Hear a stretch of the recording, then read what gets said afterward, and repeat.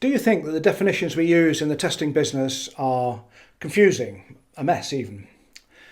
Would you like to see an online tool that gave you both standard definitions and other definitions for comparison? Are you actually more interested in explanations rather than terse definitions anyway? Well, stay with me because I may have something useful for you.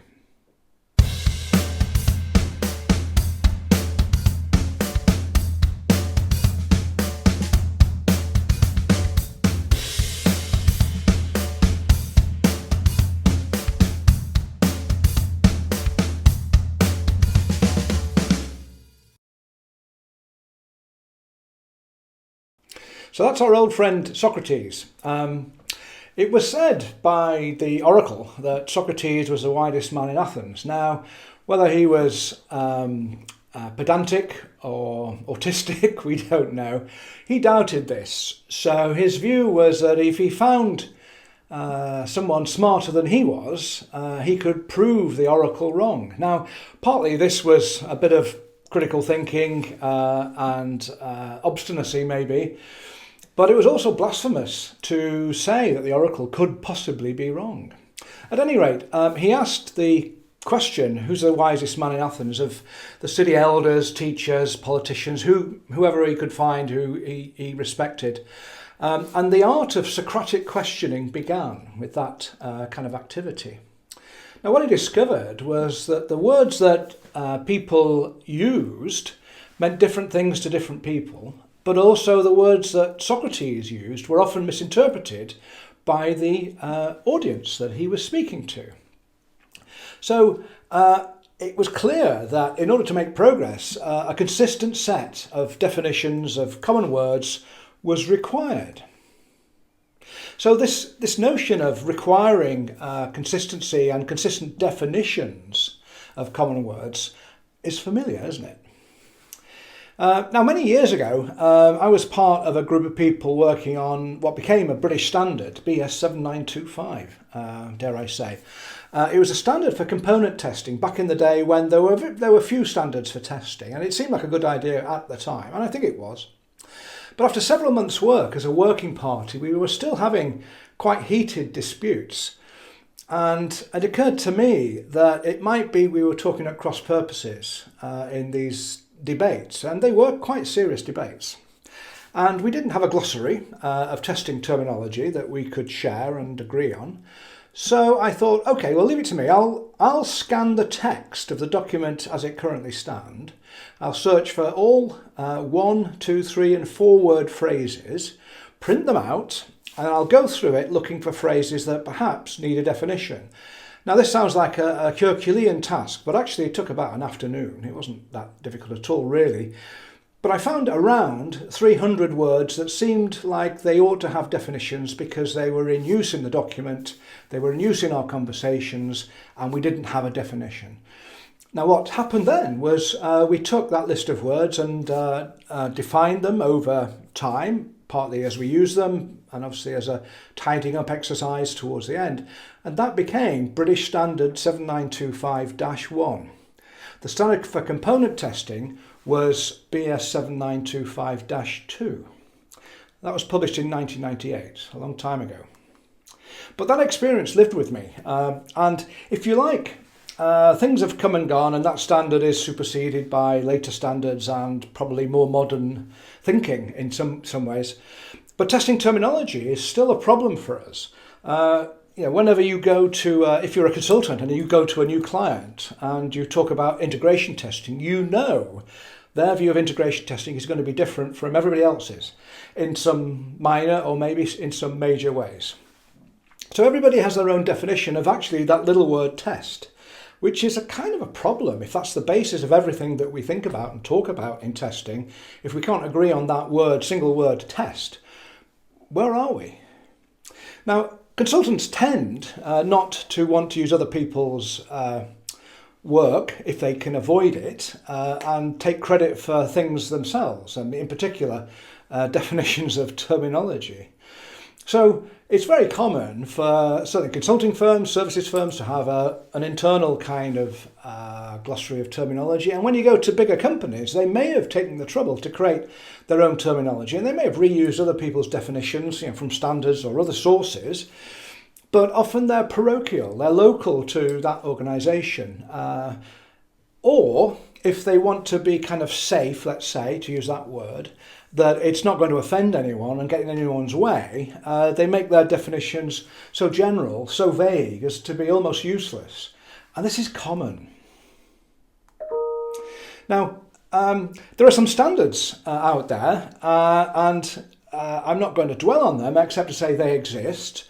They are agreed to by many, but debated and contradicted by an awful lot of people too. So they make some progress in some areas, but sometimes they are poor in their application and in their content as well, I have to say. And I've got examples and I could talk about that. But let's move on. So attempts have been made to create glossaries, but they, in my opinion, have not been terribly successful, certainly not universal. Now, if I look at my bookshelf, I've got lots of testing books. I don't buy so many nowadays because I try and read things online more and more, like a lot of people.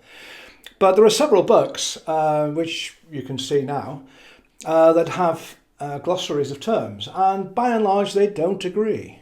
And if you write a book and you take the trouble to create a glossary to say these are the words I want to pay due care and attention to, and that here are my definitions, what tends to happen is the words and the phrases tend to mean exactly what the author means. That is, they are local to that author, to that book, maybe to the business that individual works for. The terms mean exactly what I want them to mean. And this reminded me of a passage in Alice Through the Looking Glass with Humpty Dumpty having this conversation. And actually, although it looks like a silly conversation, a childish or a flippant conversation, it's really important because Dumpty says, words mean exactly what I want them to mean, no more or less. And Alice sort of says, well, surely it's a problem if you can make so many words mean so many different things. And what Dumpty says, significantly, I think, is that it's whether you are in control of your language or your language is in control of you. That is, does language help you to communicate, or does it constrain and contradict things that you are trying to say?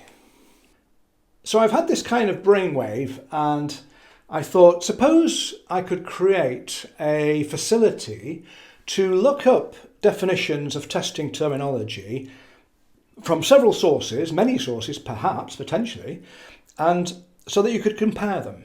And if you like, either take the best, that most closely matches your intent, or at least we can compare them and take a view on maybe there's a compromise and a more general definition or a more useful definition that we could take from those various sources. Now, what I've done is I've actually taken a lot of online material from ISTQB, some ISO standards glossaries. I've also looked up words in the Oxford English Dictionary, OED, which is more English and maybe European English based, and the Merriam-Webster Dictionary, which is more American English based. And I'm hoping that's a reasonable kind of balance, let's say. And what I've done is I've just built this little facility to do lookups of these various sources, but also to use the web and scraping web content to do online searches of content against the list of words defined in this range of glossaries and dictionaries. So that when you look at a document online, you can say, these are the words that have standard definitions, and then maybe you can look them up in the various sources, depending on which you prefer. And there are ways that could be prioritised, and I'm working on that. But what I'm finding myself doing is in a separate little piece of research, marketing research rather than anything else, as I'm looking at the way people use language to describe their services and their products to help them to support the sales process, if you like, the marketing and sales process, I guess, in this concept called sales enablement. So what I'm discovering is there's discrepancies in the ways that tool vendors describe their tools and their capabilities across the market. Now that might be because they want to be independent and have a different perspective or offering from others, even though functionally they might be doing very similar things. But it might also confuse people. And certainly if you're a prospective buyer of a product, you kind of want to use consistent languages across all the people you encounter who are trying to sell stuff for you. At any rate, there is value, I believe, in having a consolidated set of definitions where you see the variety and make choices for yourself. Something I want to say really is that definitions sometimes aren't that useful. So you might look up a definition and you might say, oh, it's a standard, it doesn't mean it's academic, it doesn't mean anything to me. But it doesn't have to be that way, it doesn't have to be a standard. It could be one from a textbook, and there are plenty of those around, and I've shown you some examples. It might not work in your context, but it might also be a very terse definition. And it's not a definition you require, it's an explanation. And sometimes the definition is simply not enough. It's too kind of generic, or maybe it's too abstract or academic. You know it's the right term to use, but you're not entirely comfortable. It matches your perspective. It's not as full a kind of translation as perhaps you would want.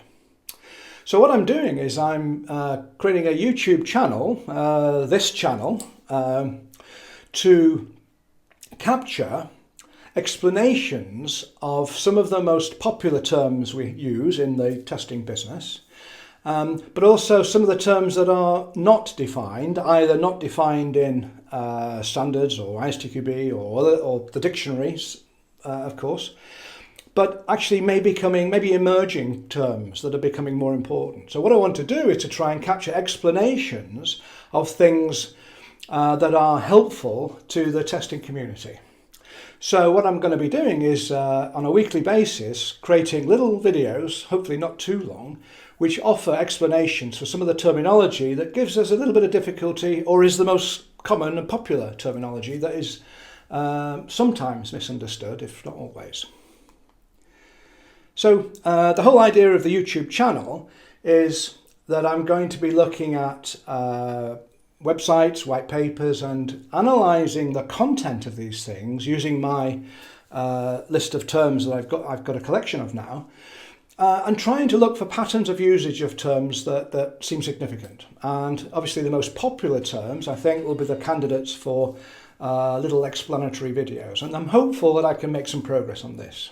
Now, another way of choosing definitions to explore and illustrate and explain in a YouTube video will be to look at, let's say, blogs which make, let's say, a controversial statement or an illogical statement. So what I want to do is actually use some of this content as the basis for some critical thinking, and the first step of critical thinking is to get one's definitions right, that you understand, or you believe you understand, what the author's trying to say. So that might drive some of the definitions as well. So I might pick some public utterance, a tweet or a paper or an article, whatever, and dissect it in order to explore some of the definitions of the terms that are being used in that content, and trying to bring it to a, if you like, a broader understanding by looking at definitions. So the Testing Glossary project is what it is. It's a YouTube channel, and it's a little facility which you've seen the link for. What would I like you to do if you do anything is, first thing is to subscribe to the channel, because then you'll get notice of new terminology that I'm going to try and explain and illustrate. And I'm trying not to be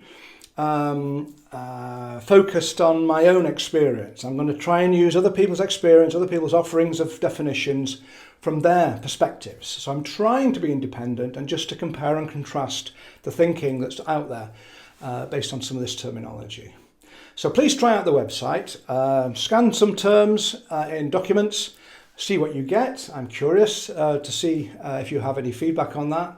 Please let me know if there's any features you want. So suppose you had a list of all the terms that are in popular use. What could you do with that list if you had a tool, and you have a tool, to scan content? Are there things that you, in addition to simple lists, that you would look for? Tell me what you think of the videos. I am really interested to hear whether you think this is a project worth pursuing. Am I missing the point? Are my explanations bad, good, indifferent? Please let me know. So that's me done for this video. Please subscribe to the channel. Click for the reminders, and I hope to start producing explanations of critical terms very soon.